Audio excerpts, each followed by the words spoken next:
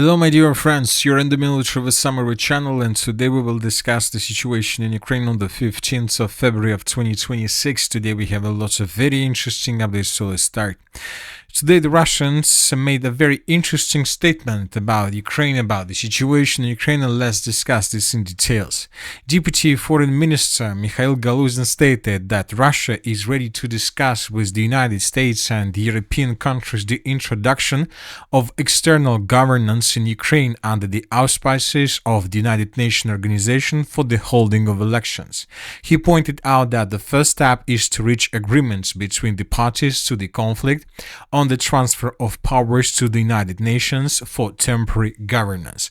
So this is a very important step from the Russian side. As we can see, the Russians want not just to have elections on the territory of Ukraine and let's say to force Zelensky to leave his position, because you cannot be 100% sure that this is going to happen if Zelensky remains as the president of Ukraine and if Zelensky let's say controls the election process on the territory of Ukraine. So that is why, and first of all, the Russians want to see fair elections on the territory of Ukraine under the governance of the United Nations Organization.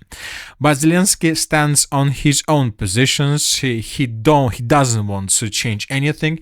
Today he stated that 90% of Ukrainians are against elections right now. Furthermore, Zelensky stated that he needs just 2 or 3 months of ceasefire and he will have elections by himself. He will carry out elections on the territory of Ukraine without any external help. So most likely everybody understands how these kind of elections will be finished.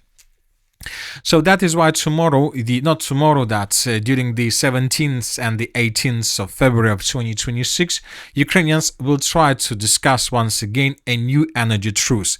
Zelensky needs this energy truce not just for the election process, he needs this energy truce to survive until spring or summer, because then everything will change. At least most of experts are saying exactly like this. But from the other side, we see that Ukraine continue attacking the territory of the Russian Federation, like provoking the Russians to strike back. During the previous 24 hours, the Ukrainians launched a record number of drones deep inside of the territory of the Russian Federation.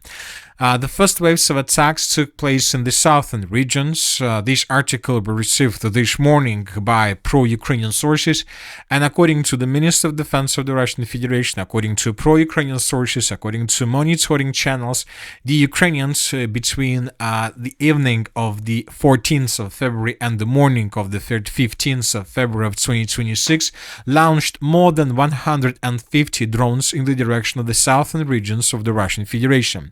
Most of them were brought down by the air defense of the Russian Federation. There were just several videos published from different towns and cities of the southern Russia.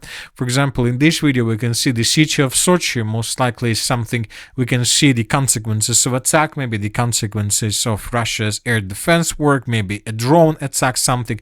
But this is probably the only damage the Ukrainians managed to deal during this attack.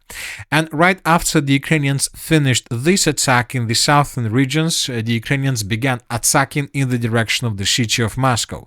And this time, according to pro-Ukrainian sources, the Ukrainians launched another additional batch of 155 drones in the direction of the city of Moscow, and the sources reported that the Ukrainians managed to deal damage to some buildings, constructions, and probably facilities.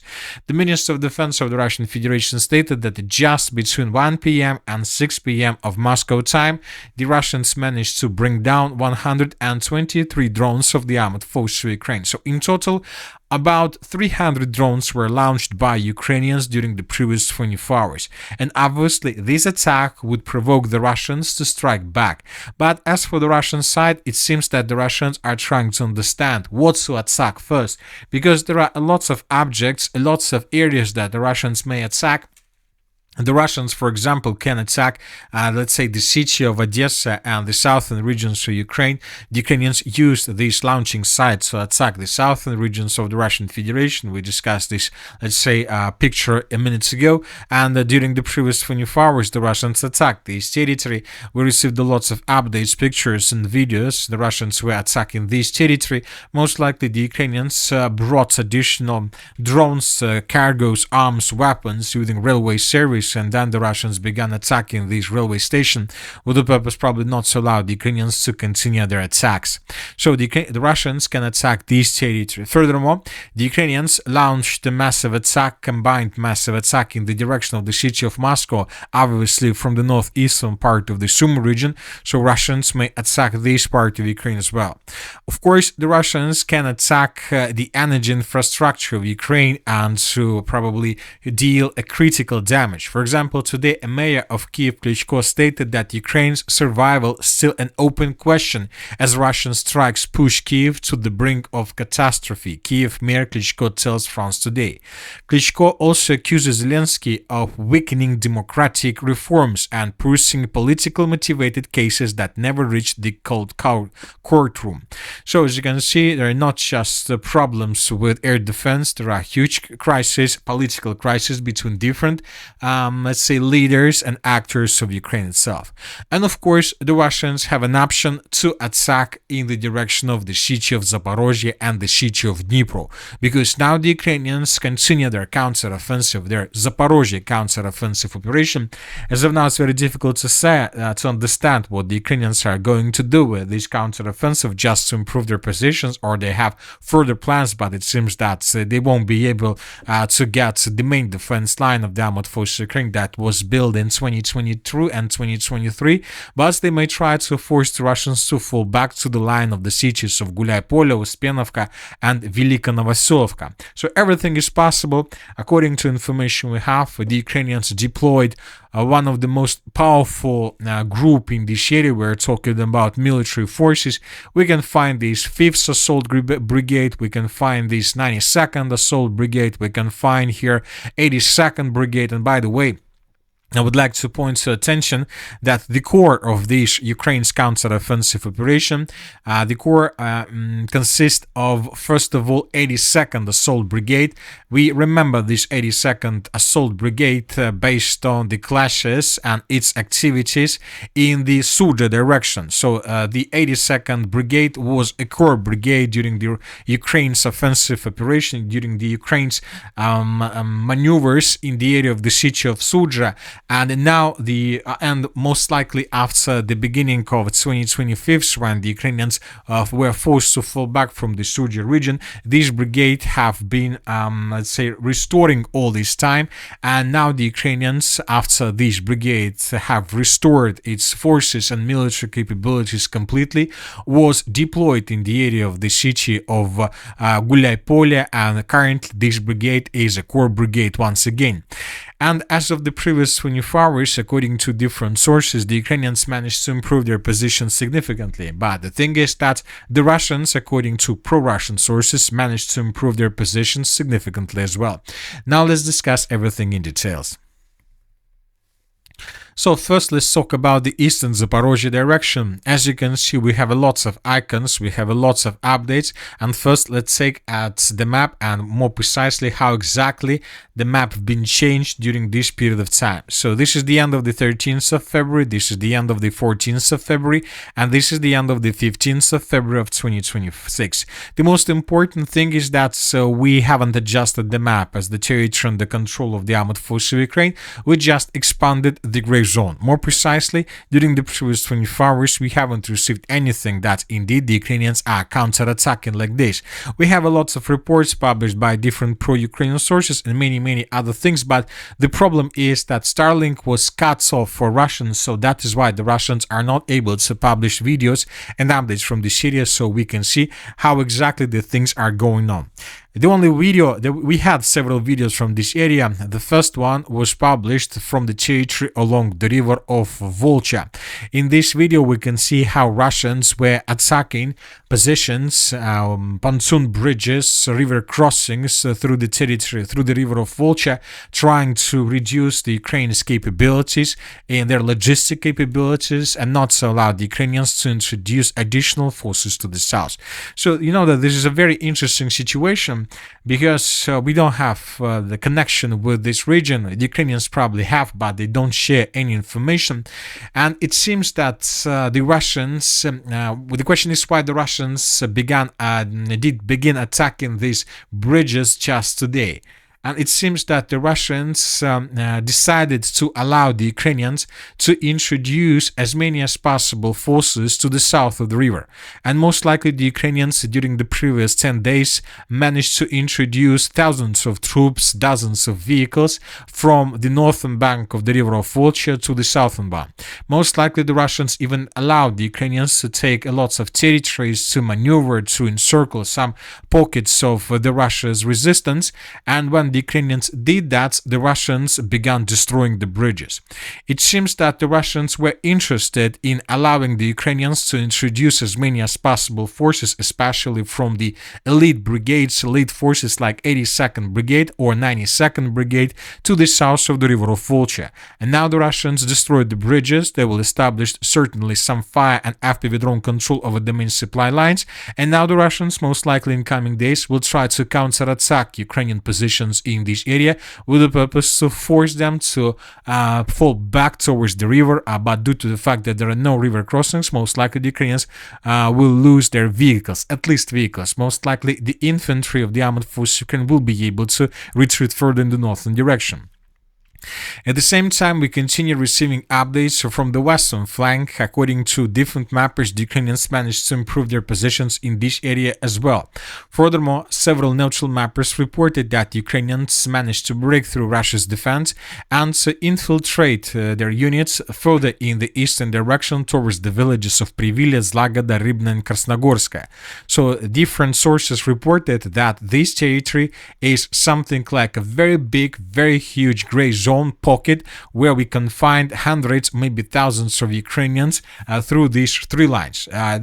We can't say that they have 100% control over the territories because the Russians control the settlements and true lines to the west and to the east of this pocket. But from the other side, the Russians are no longer able to use these fields for the logistic purposes. The Russians are not able to send their troops, let's say, from the village of Zlagada or Uspienovka further in the western direction towards the villages of Dobropol and Radisna, because Russians would be ambushed exactly through this area.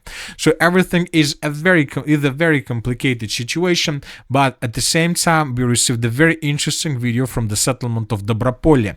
This video was published today, and here we can see how 33rd assault platoon was attacking positions of the armed forces of the Russian Federation on the territory of this village.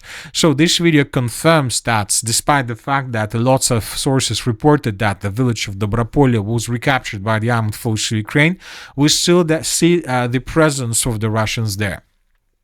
So that is why we believe that one of the priority targets for the armed forces of the Russian Federation during the upcoming massive combined strike that most likely is going to take place either between the 15th and the 16th of February or between the 16th and the 17th of February could be positions of the armed forces of Ukraine between the settlements of Dnipro and Zaporizhzhia, because these two cities have lots of reserves, lots of reinforcements, operational reserves of the armed forces of Ukraine, even probably tactical reserves that could be used at any time to reinforce Ukraine's offensive operation in the Zaporizhzhia region. Now let's discuss updates that were published by pro-Russian sources, because these updates are very interesting as well. Today, the Minister of Defense of the Russian Federation stated that as a result of clashes, the Russians managed to capture 4 settlements in the Zaporizhzhia direction. The only thing is that the Russians the Russians haven't published even a single video that can confirm this. This is also a very important thing. The Russians are saying that as a result of clashes this morning, they finished the battle for the settlement of Tsvitkova. Based on the report published by the Minister of Defense, we have adjusted the map.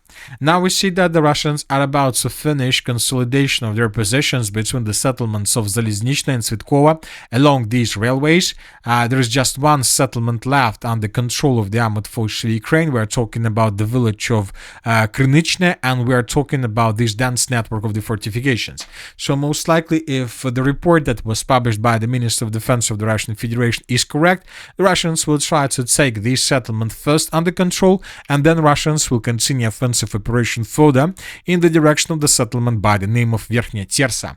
And this, let's say, battle for the Verkhnya Tersa can be very, very painful battle for the armored forces of Ukraine, because if Russians are able to take the village under complete control, they can ruin the, let's say, the monolith of Ukraine's defense further in the direction of the city of Orekhov. This is going to be a very painful strike if the Russians are able to carry out this attack that can cut the entire defense at least into pieces. Another important thing about this situation is that the Russians today reported that they began a sudden attack, a sudden offensive, unexpected and fast lightning attack in the direction of the settlement by the name of Gavrilovka.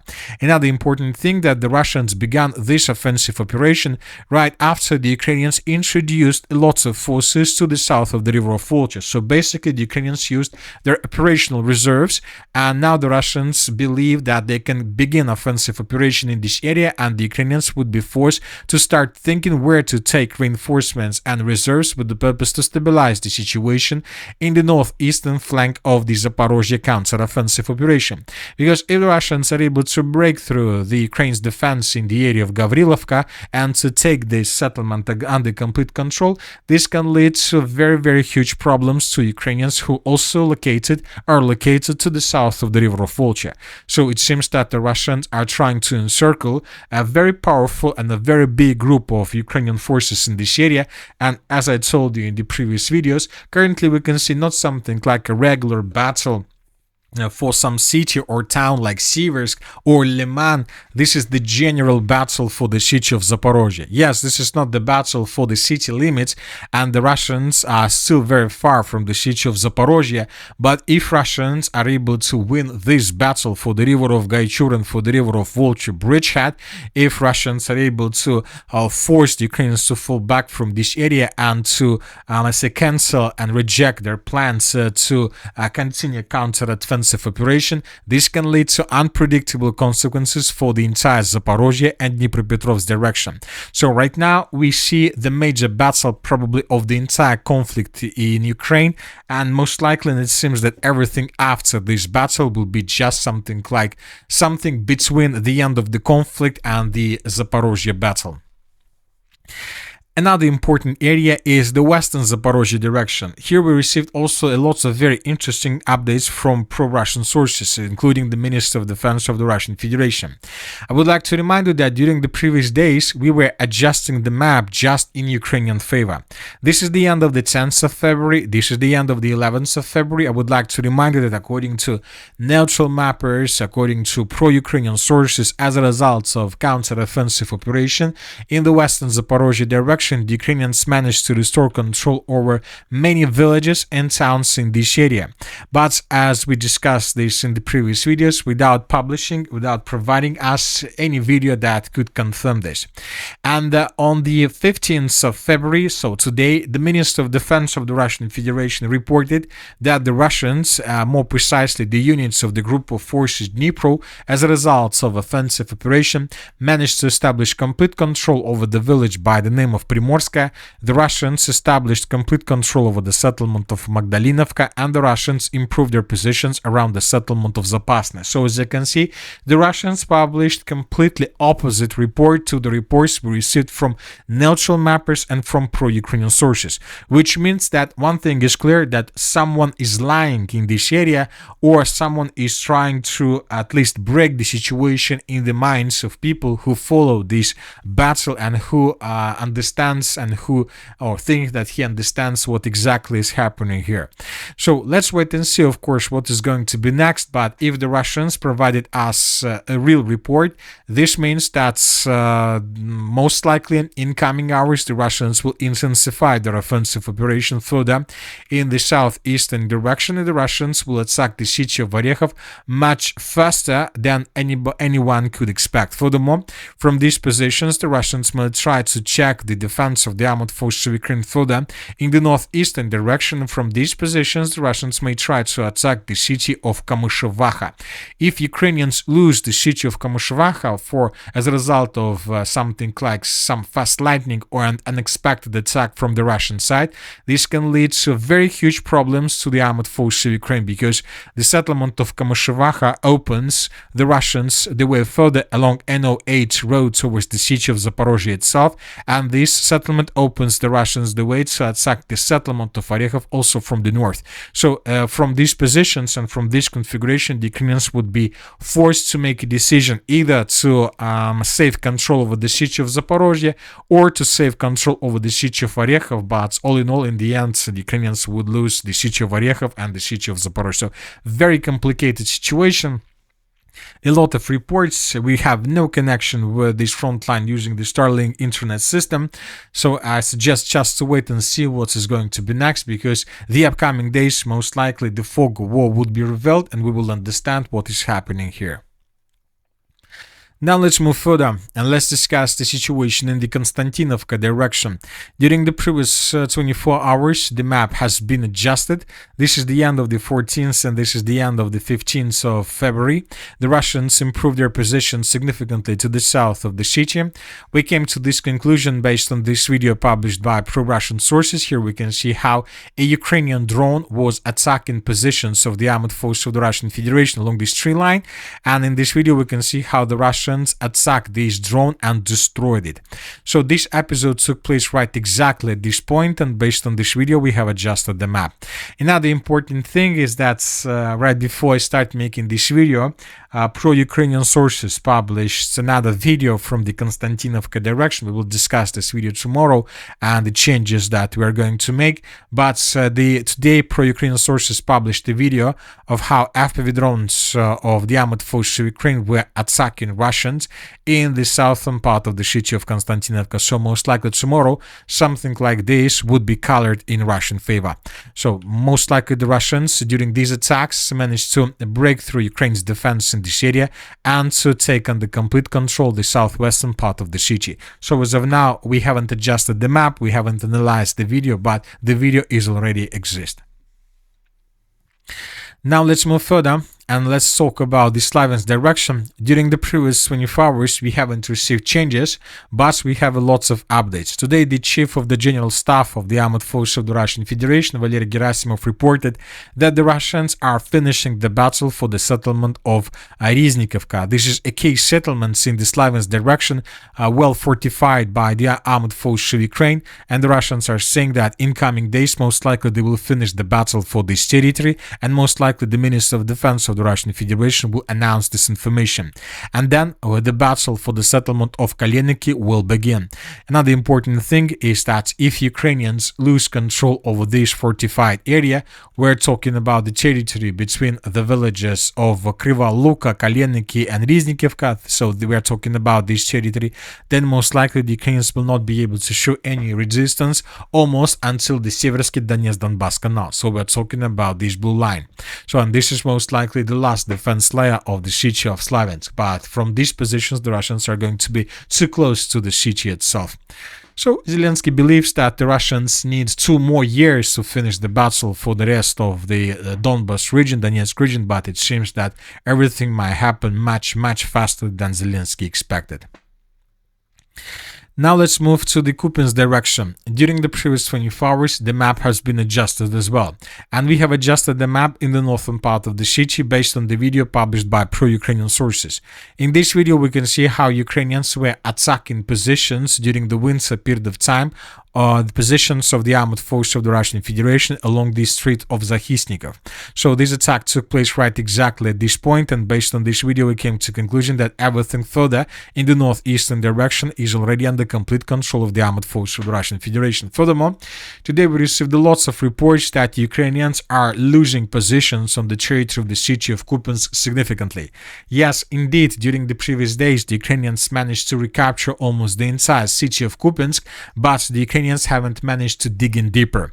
And when the media effects of the Kupiansk counteroffensive operation, let's say, finished and exhausted or something like this, and when the media attention was moved from the city of Kupiansk towards the cities of Sloviansk or towards the Zaporizhzhia direction, the Russians began their silent counteroffensive operation, and now it seems that in coming days, in coming weeks, this battle for the city of Kupiansk, the fifth battle for the city of Kupiansk, is going to be finished. But this time, this battle will be finished without any chances to recapture the settlement in the future by the armed forces of Ukraine.